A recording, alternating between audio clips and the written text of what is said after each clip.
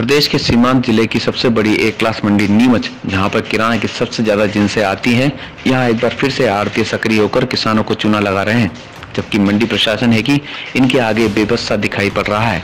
आड़ती यानी ऐसे commission agent जो कि उपज को ऊंचे दामों पर बिकवाने के झांसे में लेकर किसानों से 2% वसूलते हैं। इन्हें प्रदेश की सरकार ने मंडी में प्रतिबंधित करते हुए आड़त प्रथा को ही समाप्त किए जाने के सख्ती से निर्देश दे रखे हैं, लेकिन आज भी मंडी में ये आड़ती सक्रिय होकर किसानों को चूना लगा ही रहे हैं। खासकर वे किराना जिन्सें जो कि महंगी हैं, इनमें कमीशन का खेल चल ही रहा है।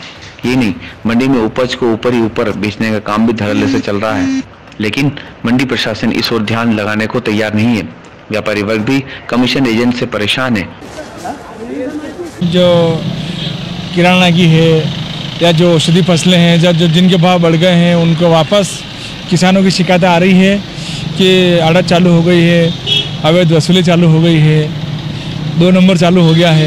जिस तरह से हमने पिछले 5 सालों में जो संघर्ष किया है, जिस मंडी को सुधार किया है, वापस के बाद ये व्यवस्था बिगड़ने लग गई है। तो माननीय मैं कलेक्टर साहब से निवेदन करता हूँ कि इस नीमच मंडी पर संज्ञान ले और जो जिस तरह से पहले व्यवस्था थी, किसानों को राहत मिल रही थी, वापस पुनः बहाली हो। और ये जो अवैध चीज़ें हो रही है, लाल गुलाब हो रहा है, ये इन पे अंकुश लगना चाहिए। इससे काफ़ी मेहनत करने पर 5 साल में किसान भी ऐसा आदी हो गया कि वो उस आड़त शब्द को भूल गया।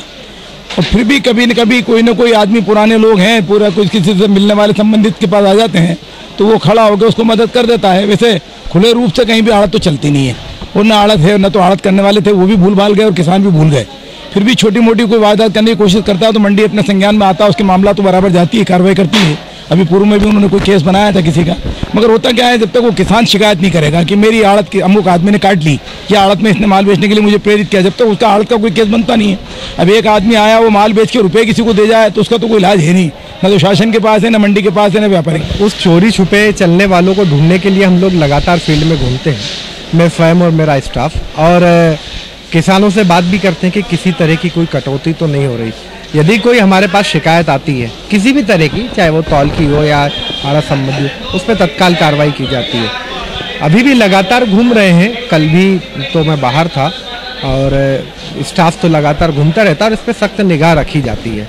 और यदि कोई ऐसा प्रकरण प्रकाश में आएगा तो बहुत कड़ी कार्रवाई की जाएगी।